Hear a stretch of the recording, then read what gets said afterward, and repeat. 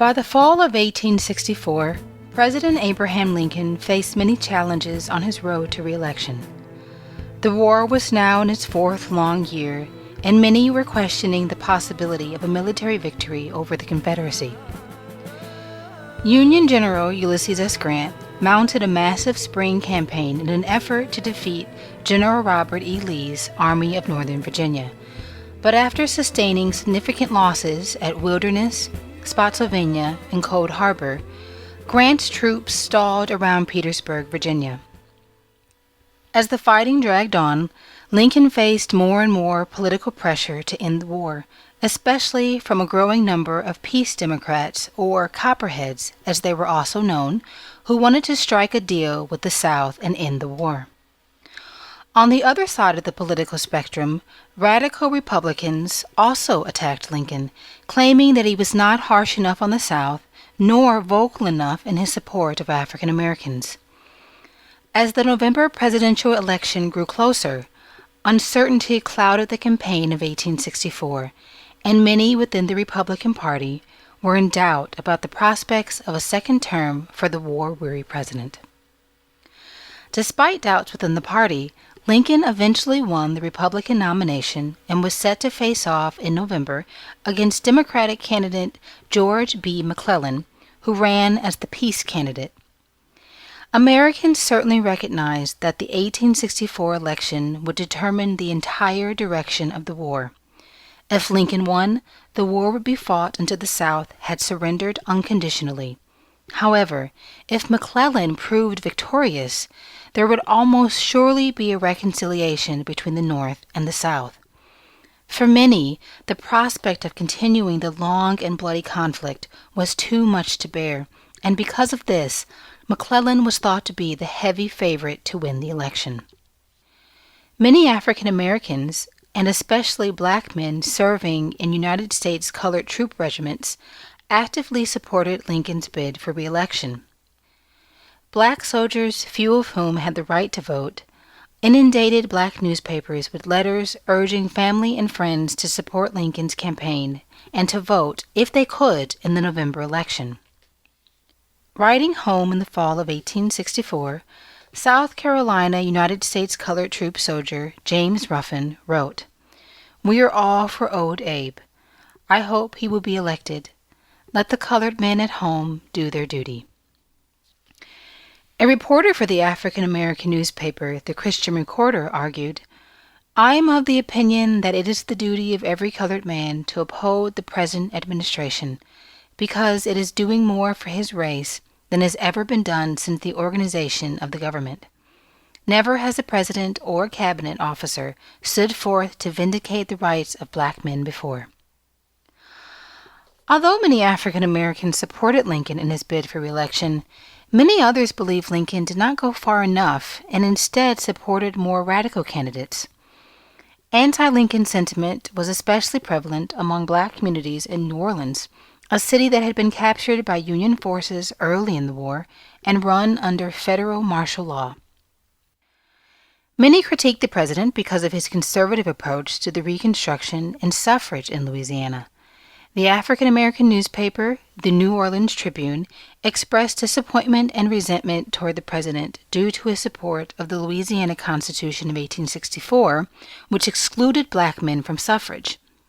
In a scathing editorial, the Tribune rebuked Lincoln and the federal government, arguing, "The history of Louisiana for the past year shows conclusively what the truly loyal men of the state have to expect from a reorganization under the auspices of the executive and his martial law." Many Northern black leaders also backed presidential candidates other than Lincoln.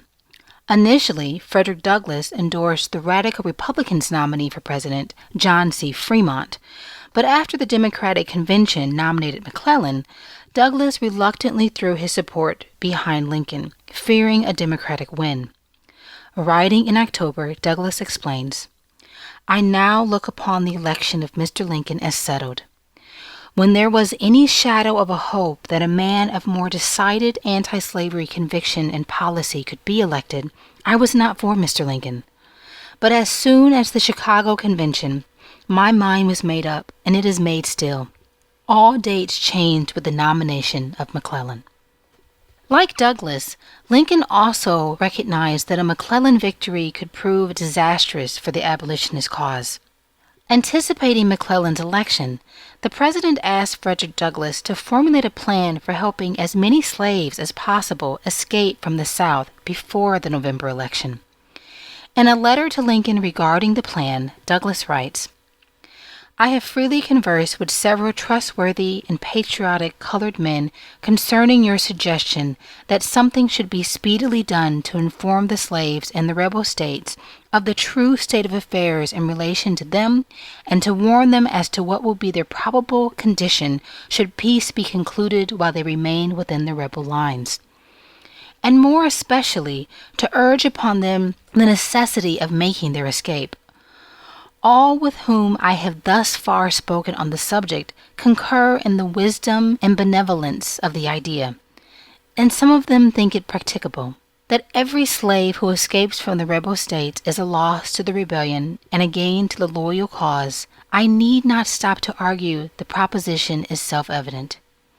The Negro is the stomach of the rebellion." Douglass submitted a draft of his plan to evacuate the slaves on August 29, 1864. Shortly afterwards, however, Lincoln's prospects for re-election began to improve dramatically, and the president ultimately felt no need to enact Douglass's plan.